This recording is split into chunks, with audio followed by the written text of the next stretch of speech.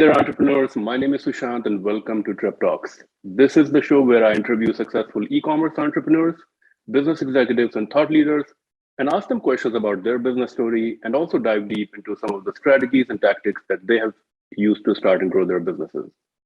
And today, I'm really excited to welcome Leslie Hsu to the show. Leslie is the co founder of Sunflow.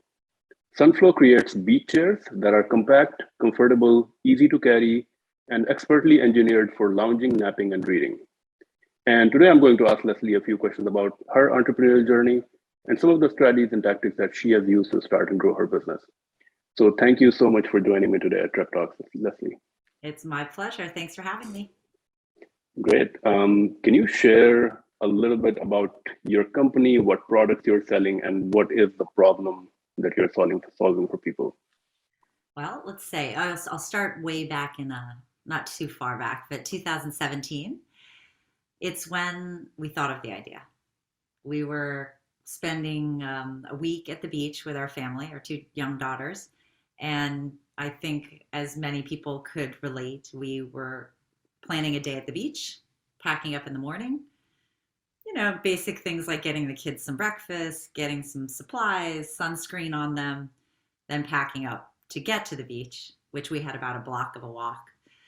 Whether it's from your car or from your house or a few blocks or biking, it's still the same thing. You have to bring the beach chairs, the umbrella, the cooler, the sandwiches, the toys, the towels. The list goes on and on. So as we were doing it, it kind of felt normal because that's the only way we've ever known to get to the beach with all our things. It was a nightmare. The chairs were opening and closing. Kids were complaining. The umbrella's falling. Things are falling off your shoulders, and everybody's complaining it's hot and sticky. So when we finally got there, opening the chairs and setting up was not very easy either. It was kind of funny. So after we got all set up, kids are completely content, and my husband and I, Greg, were sitting there, and we actually said, "There's got to be a better way. There has to be a better way." And Greg looked at me and said, "Let's create a better way." So Sunflow was born. That's kind of where it started. After that, we kind of first had to do a little research into the market to see that there was a customer and there was a need for it. And after finding out that beach chairs haven't changed for over 100 years, literally, we thought there might be a little opening there for us to create something new and just better than what other people have. And it, then started the business process. So before having this or getting into even thinking about a business, did you or your husband have any experience as entrepreneurs? Like, did you had any of you created businesses, or were you like have full-time jobs or something? So we are kind of known in our town as serial entrepreneurs. Okay. So like many others out there, we have lots of ideas, and we have tried to launch a lot of them, which has been really great and a great experience. My husband has launched, I think, 3 or 4 businesses and sold 2. I have been a handbag designer, so I started my own line of handbags, and then I had a licensing company where I designed handbags for other big brands. And then I started kind of a personal styling and home decorating company. And everything has been good, and there's definitely no fault in trying. And not that every single business has been a home run, but it's been great. We've had some more successful than others along the way, but everything kind of leads to something else. One thing always leads to another without fail. Definitely. So you had this challenge, going to the beach, and you did a little bit of research.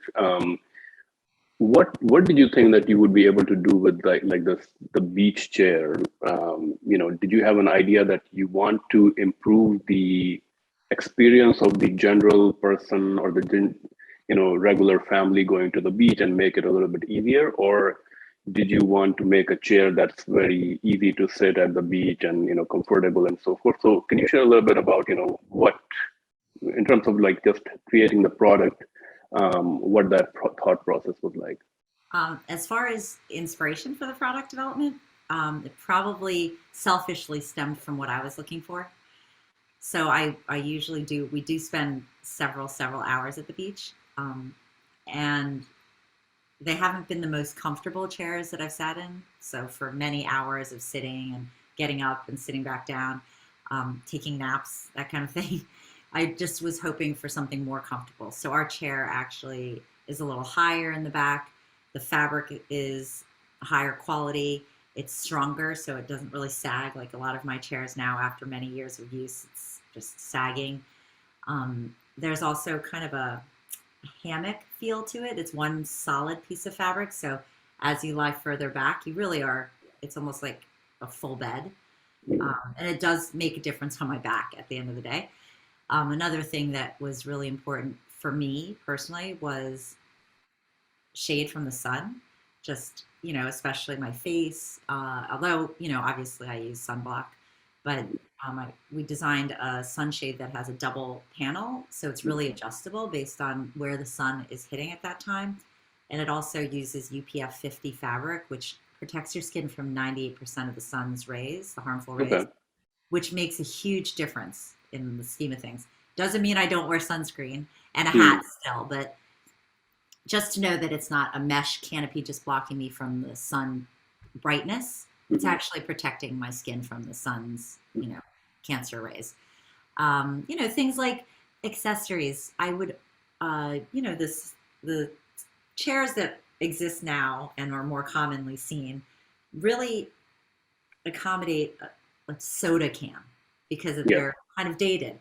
I was already using water bottles and they don't fit. So what would Mhm. happen is I'd stick the water bottle in the sand. And so it was important for me to have a drink holder that adjusted, rotated. So sometimes I'd have a big water bottle, sometimes I'd have a beer bottle. So it Mhm. would just get smaller and bigger as needed. Um, the other thing that's great is there's a dry bag. I don't know if you've ever been at the beach where do you put your phone? You like put it under your leg.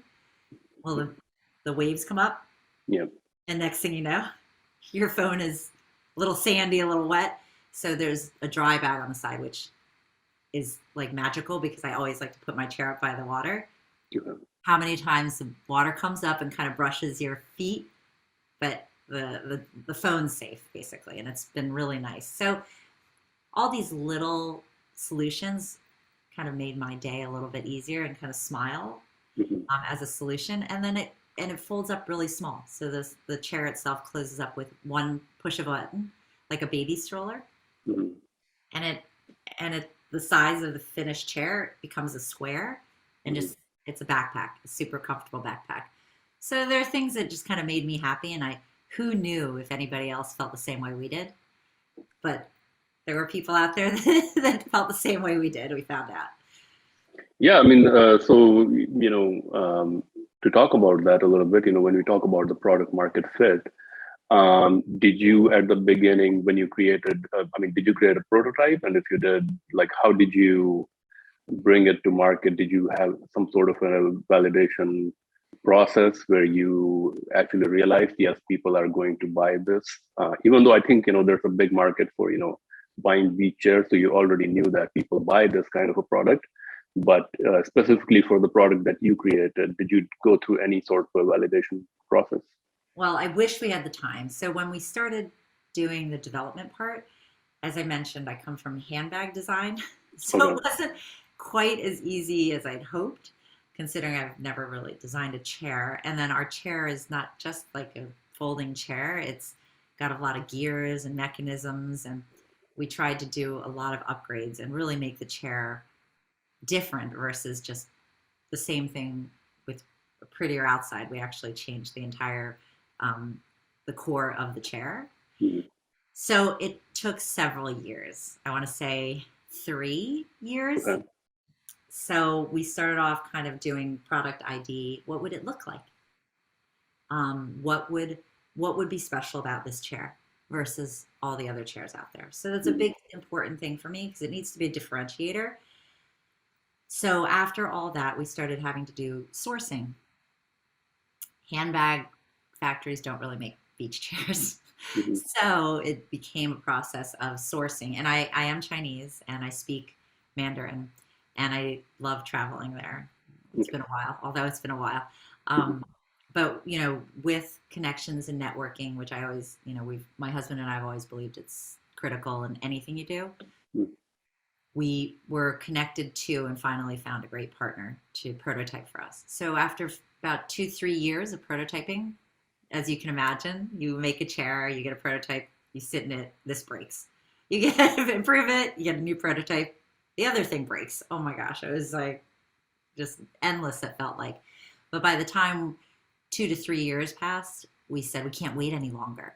So as much as we would have loved to do like beta testing and send them out to hundreds of people to test for a couple of years, Mhm. we didn't have the time. So our beta testing ended up to be real life customers. And thank goodness it was very positive. We also realized after a lot of product development and costing that our product would be a higher priced product than what's normally out there.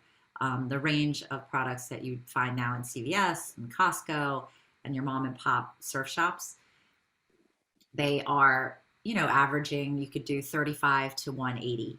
Mhm. Well, our chair is 190, 98. So it did become like, okay, we have to make it worth it for these people, these customers. So I think we achieved that so far. The feedback's been really positive.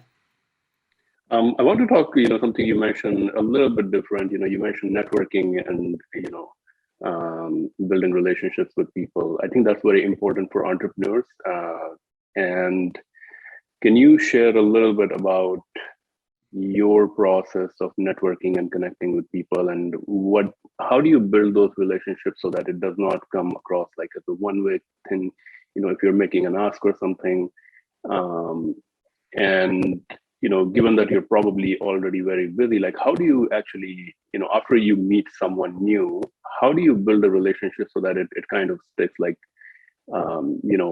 if you connect with that person, maybe 1 year down the road, they actually remember you and are willing to help. Well, that's actually a really good point you just said. Make yourself memorable. I'm not really sure how that works to each individual, but that would be really important because everybody does really meet a lot of people. But networking has always been such an important part in every business we've started. And I'm downplaying it if I say one thing always leads to another. Mm. And I've met people who have helped us in handbags that I met at a dance class. I've met people who have helped us, help me in my interior business who used to be my daughter's coach at a school. It's just because her cousin might know somebody. It's just a matter of talking, being really open and honest. And deep down, everybody really wants to help. You have to know that. It's human nature to be flattered by somebody wanting to learn something from you. So, however you want to word things, do it in your own natural way. But definitely know if you meet somebody that impresses you, that you think, oh my gosh, if I ever have an idea, I want to be able to call this person and ask them what they think. You can plant that seed and, just by saying, it's amazing what you've done. I hope someday I can do something like this, just with a big smile and really, really genuine. And that person will never say, well, don't call me or Mm. please don't contact me. Of course, they're going to say, absolutely, please feel free to reach out. Here's my information. And then you follow up right away. And whether the next time you reach out again is a year, like you said, or 2 years down the road, you can always refer back to that email and say, hey, I know you said this to me 2 years ago, but I have an idea. Do you mind if I bounce it off of you? It's so flattering. And also having that personal connection doesn't hurt. Um, I'll always say don't burn bridges. I mean, you never know what lies ahead for you or the people you're meeting. Yeah, So definitely. it never hurts to be nice and to have friends. That's great advice. In terms of like financing your business in the beginning, did you really fund it yourself? I know you went to Shark Tank also. Can you share a little bit about, the life cycle of when you started? How did you finance it in the beginning? And then what was the purpose of going to Shark Tank? Was it really financing, or was it really the relationship and, the benefit that can bring to the It's a, business? it's a great question. Everybody asks us that. So we started in 2017. We self-financed for the first 3 years, 2.5 years of just kind of industry research, product development, and thank goodness we've been lucky enough in our past businesses to have a little savings that we used towards this because we really believed in it. And we didn't know if we could do it because I'd never really designed a beach chair before. So without putting risk on other people, we did that ourselves. After we had a sample and it looked really good, and actually right before we had a sample, we just had pictures and an idea and a lot of industry numbers. We actually went out to investors and we did a first round of investments, and that really helped kick off the being able to produce the product and make some inventory, create a website. And we had a first hire who, Felicia is our first hire, who is our executive VP of sales and marketing, who is like, it was just the three of us for so long. So that actually, I don't know, spurred on, it's like feeding something, feeding your plant. It starts to grow, right? If you're lucky. Shark Tank came about a little bit later. We already had a full year of selling, and we were feeling pretty good because it was a really good first year. So we, like everybody else, well, we had a store, and when people would come into the store, we'd show them the product. I think 85% of the people we showed the product to said, "Have you been on Shark Tank? You should be on Shark Tank." I mean, it was comical how many people. Cause it's one of those things that you say when you watch Shark Tank. I should have thought of that. Why didn't I think of that kind of thing? So it was actually out from our customers that we applied. You can go online and you can apply. You fill out an application, and just like about 50,000 other people every season, you kind of throw your name in the ring. So the whole process was very exhausting. They definitely check everything and make sure that you're a good fit for the show before you get to the point where you're on it. It's lots and lots of steps and cuts. But we did not go, we went on the show. We were actually doing another round of investments when the show was being filmed. So it was perfect timing. As you know, I'm sure you've read some articles. We got $1 million deal from Mr. Wonderful, which was wonderful. It was a great experience, and everybody there is very, very warm, and it was super welcoming, and it was a great experience all around. But in the end, we actually didn't take the $1 million because as normal negotiations go in investing, the negotiating continued a little bit after the show. So, as I mentioned, we were reaching out to other investors at the time anyway. So the terms we didn't accept. We didn't take Mr. Wonderful's $1 million, but we did end up raising $3.5 million from other investors at terms that we were more comfortable with.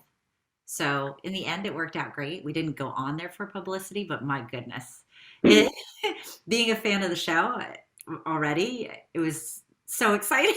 So it worked out great.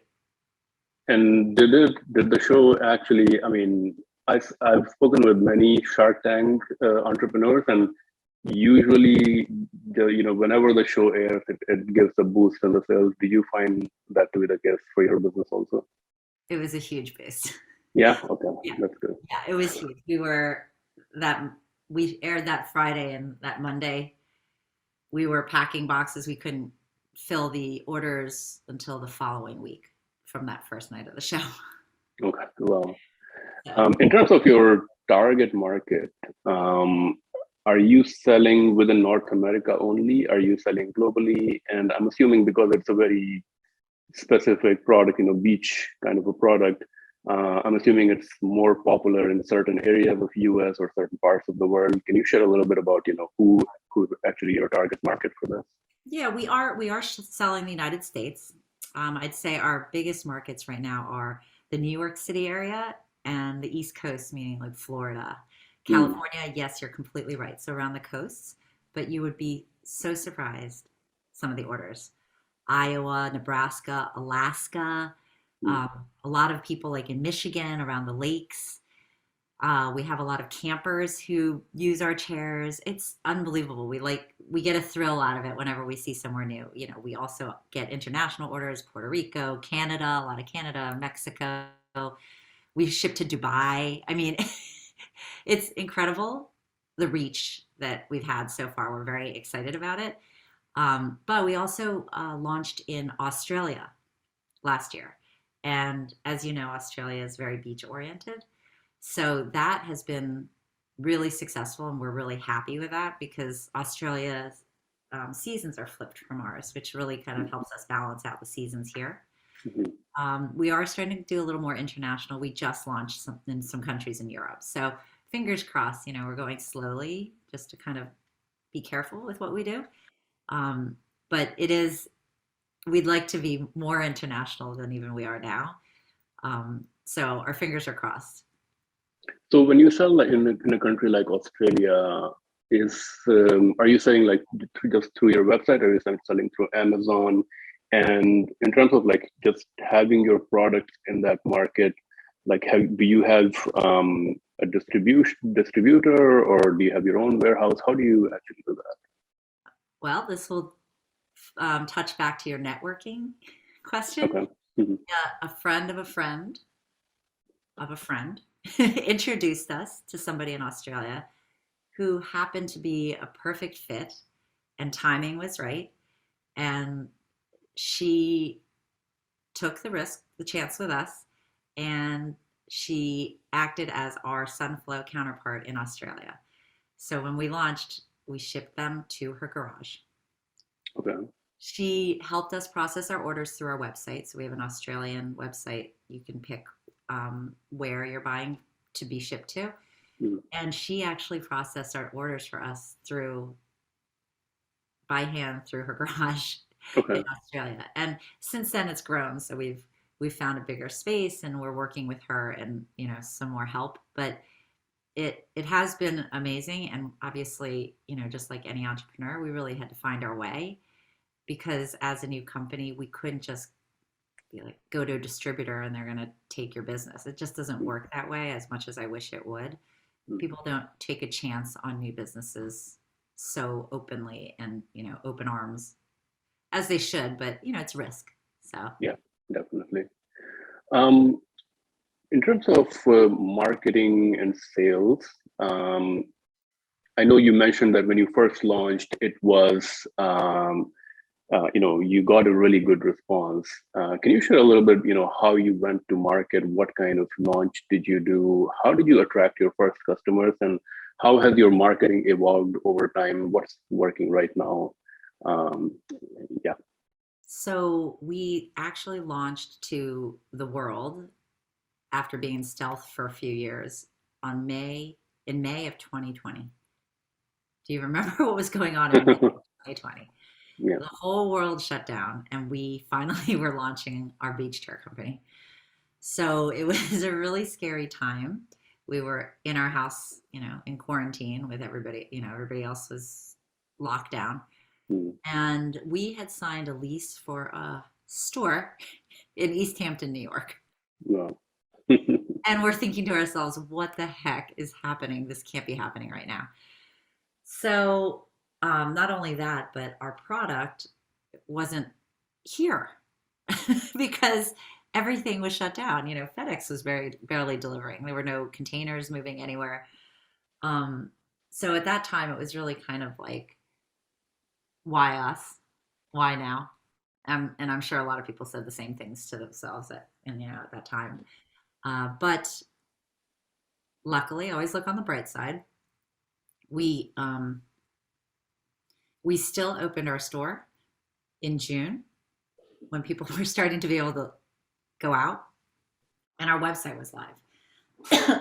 So we'll never know what would have happened if there was no pandemic, but I have to always look at the bright side. And there was a pandemic, yes, and we had to deal with the cards that you're dealt, right? Mm, So I think because people were spending more time at home, mm, is my guess. They weren't going out to dinner, they weren't going away on trips, but it was summer. mm, So they'd go to the park mm, and sit out back. You go to the beach with your family. So sales were great. mm, We reached people at that time through Facebook, Instagram, kind of social media, because there was no other way at that time. We weren't mm, really having much success, and we weren't having our parties at our East Hampton store that we planned. mm, So it became social media marketing, and it was really effective because I think the target audience was out there. mm, And once they saw it, they were like, oh my gosh, I need a new beach chair. mm. And, I think it's a common response because there hasn't been anything new for so long. And people were hungry for it, I think. And then also waiting to go outside and be outside, and kind of gather Mhm. distance to gather. So it worked okay. I mean, marketing, social media marketing is absolutely amazing because I too, I prefer to, if I'm going to see ads, right? Everybody gets fed ads. I'd rather see ads for things I like. Mhm. Right? And so that's called, target marketing, right? Targeting the ads. But Yeah. it makes a lot of sense because why would I want to see ads for things that have nothing to do with me? That would almost bother me more than seeing too many ads for things I like and I spend too much money. Yeah. Yeah. So it has been great with social media marketing, but we've also tried to find other channels of marketing now that our customer base has grown. And recently, the social media marketing has changed a bit, right? With the changes in like the way in iOS, I believe. Privacy, yes. Yeah, yeah. It's been a Uh, big change. You've heard about it, I'm sure. yeah, yeah. And how are you adapting to that? Has Well, that made any changes to how you're doing your advertising now? huge changes, huge changes. It's almost like we're going back in time, right?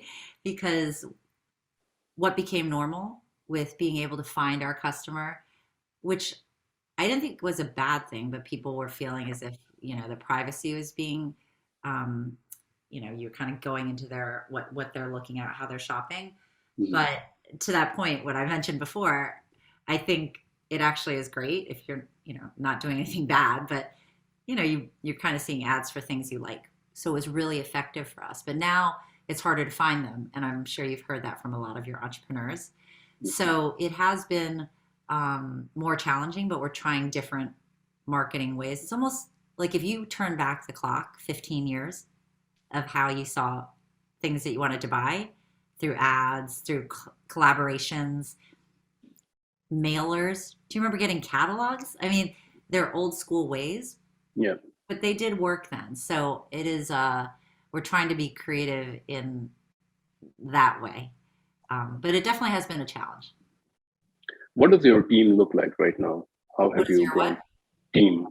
Team. Oh, it's kind of funny. It's my husband and I. Mm, I do all the creative, product development and creative stuff.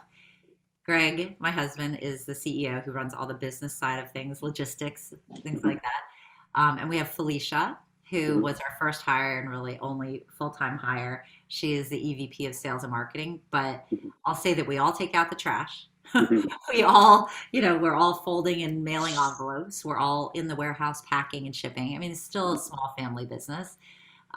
We do have a few other employees and a lot of freelance workers, engineers, marketing, graphics, photographers. It's kind of a team effort, but the team itself, our core group, is quite small. And you said you're doing your own packing, so you have your own warehouse and you pack yourself and ship it out. Well, I'll bring this back to a point that you made before through a friend of a friend. Okay. Well, Okay. actually, my husband's friend. Okay. We were able to secure a warehouse space for ourselves. And we have a full-time hire there, Zach, who Okay. runs everything smooth day to day. So that's, we're growing slowly, but we're not too anxious to grow too fast because that can be dangerous too. Yeah. In terms of your shipping, how do you manage the cost of that? Do you give free shipping or do you pass some of that cost to the customer? We do give free shipping. Um, we've done that since the beginning, and I think it's important because we wanted people to really touch and feel our product Mm. because it's new and we didn't have stores everywhere. A lot of times we'd get questions like, "Where can I go try it?" So free shipping really does help people give us a chance. And it's been worth it. It's been great because I think the reaction has been welcoming enough that it validates our free shipping. Cool. In every entrepreneur's journey, there's always, failures, mistakes made, lessons learned. Can you share like your biggest, when you look back, um, a biggest mistake or a failure or a lesson learned in building your business? Well, I would What, say what, that one thing that I always sometimes I do is I work in a bubble. So when you're designing a product, sometimes, like I said, I was selfishly designing the product for myself. hmm, I did, need to take into account. I think I should. We didn't have enough time, but I love hearing customer feedback. So it has been amazing to hear all our customer feedback in our stores. I would sit there and they'd tell me what they wish they had. Now that's something that is invaluable. So I've taken all that into consideration, and a lot of these products that are coming through now are from direct customer requests because I thought, wow, that's a great idea. So let me try that. So it's always amazing to listen to the customer. awesome. Um, Now we're going to move on to our rapid fire segment. In this segment, I'm going to ask you a few quick questions. One, you have to answer them in one or two words or a sentence or so. One book recommendation for entrepreneurs or business professionals in 2022 and why? A book. I'm not a big reader, but Okay.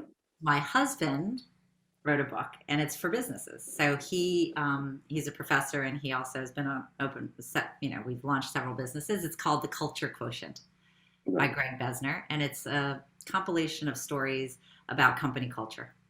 So it is really interesting, and I know lots of the people that are share their stories in it. So it's actually a great read, and it makes a lot of sense, and it's very relevant now with businesses and how they run. An innovative product or idea in the current e-commerce, retail, or tech landscape that you feel excited about? A product, uh, A I pro- guess one of my favorite things that I own that still excites me is my Dyson. The Dyson. okay. I respect that company. Everything they come out with is innovative, Hmm. and it actually changes someone's day. I mean, I don't know how many times I vacuum just for fun. Okay. Maybe it's actually, and I've shared it with other people. So happy to share it with other people, and they too say, "Oh my gosh, changed my life." So, and then these new products, my friend was just telling me about their hair dryer or their hair curler. I don't use it, but she's like, "Oh my god, it's completely life changing." So that kind of, I completely respect that innovation where you actually took a category and changed it. It's amazing. So really from like a product perspective, creating a product that is so user friendly and really solves the problem. Really solved a problem you almost didn't know you had. A business or productivity tool or software that you would recommend or a productivity tip. I I don't really use that much software because I'm more of a designer. I'll use email and spreadsheets. But I'd say one thing that I have switched to in the past couple of years is I used to sketch with a pencil and paper. Now I don't. I use an iPad with an Apple Pencil and an app called Procreate. Hmm. A friend of mine recommended.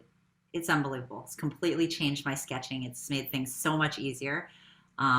For anybody who's on that in that creative design process, Hmm. it's an amazing app, and it's probably saved me thousands of hours Wow. of resketching. What Yeah, I used to do on a piece of paper. yeah, yeah.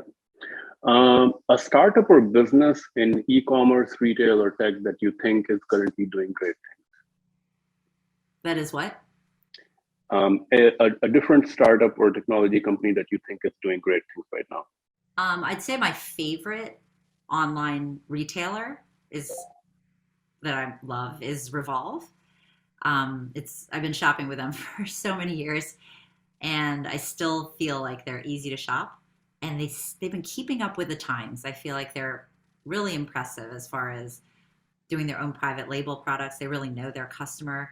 They know how to use social media, and they're aspirational, even though they're attainable, they're achievable, and they're affordable.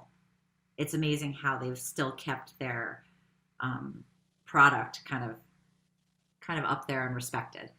What are they selling? Revolve is clothes. It's really clothing. It's women's clothing, but it's Okay. super trendy, but it teeters between really high end and really affordable. It's amazing what it does. It's similar to, I don't want to say it's similar to, but it's like Zara. You know how Okay. Zara is worn by, the most admired actresses and actors, and every your everyday friends, right? Because it's Yeah. all affordable, but they did something with it to Mm. keep some cachet to it. A peer entrepreneur or business person whom you look up to, or someone who inspires you. Wow, that's probably my husband. I Okay. mean, I literally think I don't know anyone smarter. I don't know anyone easier to work with, and I'm not that easy to work with, but neither is he. He's very patient, and he's really smart. So it's something that I always look up to, because I don't know if I'll ever be that smart. I don't think so.